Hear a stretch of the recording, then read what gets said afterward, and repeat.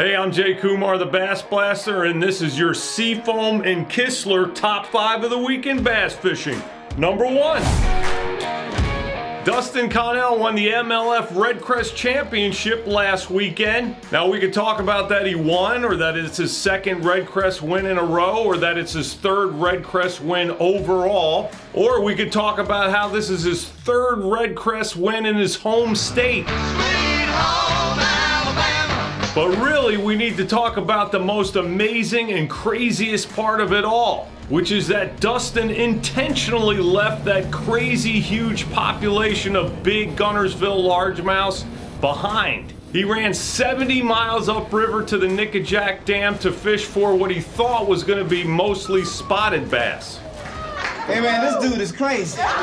Dang straight he is. And bear in mind that almost all or virtually all of Guntersville's huge, fat largemouths were in some phase of the spawn. So hey, why not run away from them? That don't make no sense. Yep, but he did it anyway, and he had a few factors that played right into his gamble. First and foremost was the weather. The huge storm that rolled in the night before championship day basically took out the lake fish. It hurt the bite, it moved a bunch of fish, it muddied the water, and it made it pretty much impossible to fish for bedding fish, which is where they were going until that storm hit. Now, where Dustin was fishing, the storm actually had no effect, and if anything, it turned on the bite, especially the smallmouths. Plus, all that wind and rain, that bad weather, kept all the locals who normally would fish below the dam for bass or catfish or whatever off the water. So he pretty much had that deal to himself. And finally, MLS format means it was a one-day shootout. It could be the perfect storm. It was the perfect storm for Dustin, who blew away the rest of the field except for one guy who we'll talk about in a minute. Now, why did Dustin go up there? Here's what he said about it after day 2. I'm comfortable doing what my game is. I'm going to do my game. And I told myself in this tournament, I want to go upriver. I want to go upriver. I want to go to the dam. And it's just being comfortable and doing what I'm doing. I'm confident. Having that confidence to make moves is so natural to me being in current.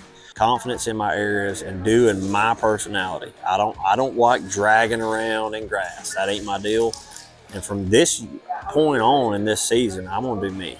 And that's what I'm going to stick with. And it tends to work. Yes, it does tend to work. And That crazy is good. all right, now, how did he catch him? Number 2.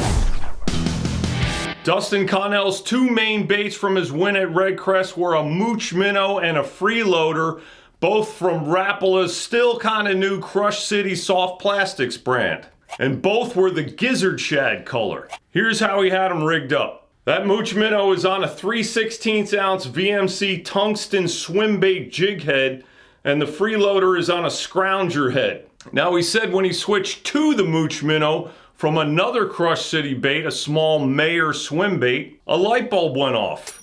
Although many bass have now seen a mooch minnow or a similar bait, apparently not the ones at Nickajack Dam. So he commenced to catching them on it. The bigger freeloader he used with that scrounger head to mimic the gizzard shad that were basically swimming real tight to the face of the dam. Now, if you heard about Dustin and his good bud Jacob Wheeler fishing these baits before, maybe it's because of this, and this, and this, and this. Bam, winner, winner, chicken dinner. Heck yeah, Mike, and that's not even all the wins and top finishes these 2 guys have had on those baits, let alone other folks. Looks like Rapala picked the right time to come out with soft plastic baits and the right guy, Jacob Wheeler, to design them. Now, if you're thinking they're just forward-facing sonar baits, think again. You don't need forward-facing sonar to catch fish on them, and guess what? Dustin Connell didn't need it either at Redcrest. More on that in number 3. Do we have to talk about this? Ah, yeah, forward-facing sonar, man. It's just like talking about politics. You know, you have your rational crowd and your irrational one. And it's always the people who are in the other crowd who are the crazy ones. I'm smart, you're dumb. I'm big, you're little. I'm right, you're wrong. Exactly. Anyhow, even though Dustin Connell, a known forward-facing sonar expert, won Redcrest with 2 baits that are a known good forward-facing sonar baits, the Rapala, CrushCity, Mooch Minnow, and Freeloader. He did not use forward-facing sonar to win at Redcrest because he basically couldn't. First of all, the Major League Fishing Bass Pro Tour rules, or the Redcrest rules in this case, allow it for only 1 of 3 periods per day. So basically they couldn't use it, or he couldn't use it for 2/3 of the day anyway. And besides that, Dustin said where he was fishing right tight up at the dam, there was so much current and so many trash fish, it was basically useless to him anyway. He also grew up fishing below dams and was 100% comfortable fishing it with no sonar. In fact, the only sonar he called out was his Lowrance 2D for helping him see where the bait fish were in the water column. Now, of course, some forward-facing sonar haters won't even believe this. They'll be like, Lies, no more lies. All I want is no more lies. hey man, remember when this cat won a tournament his rookie year on the Bassmaster Elite Series and then won Rookie of the Year that year? That was back in 2017 when there was no forward-facing sonar. Yup, these guys can fish lights out. With forward-facing sonar, backwards, upside down sonar, grapefruit sonar. Radar, sonar, electric toothbrushes. Quint and DC don't need no sonar to catch the bigs, man. Number 4. Now we all know Dustin Connell won the MLF Redcrest fishing way up by the Nickajack Dam, but man, he wasn't even sure it was going to be won that way until he committed to the dam on day 2. Everyone else in the field was sure it was going to go down on that giant melon patch known as Lake Guntersville. Everyone except for one guy.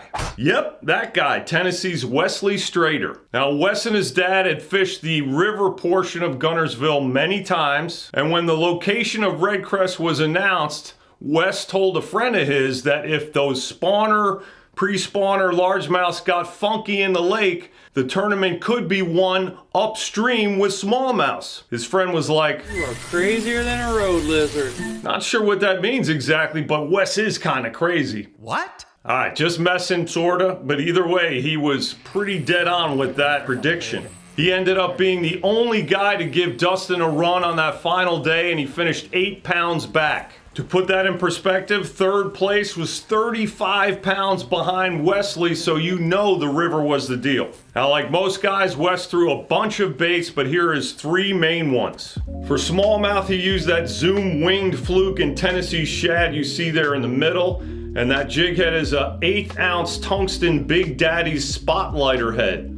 That was for rocky spawning bank smallmouth again, out to 10 feet. For fishing grass for largemouth, he used a 3/8 ounce Epic swim jig, black and blue, with a Zoom Magnum Speed Craw in black blue sapphire. And for spawning and fry guarding largemouth, it was a wacky rig Zoom Slinky stickworm green pumpkin with a trocar hook. Now, Wes gave Dustin all credit for finding fish on that damn wall. He said, hats off to him, I never caught a bass off that wall he fished. All I caught in practice there were drum.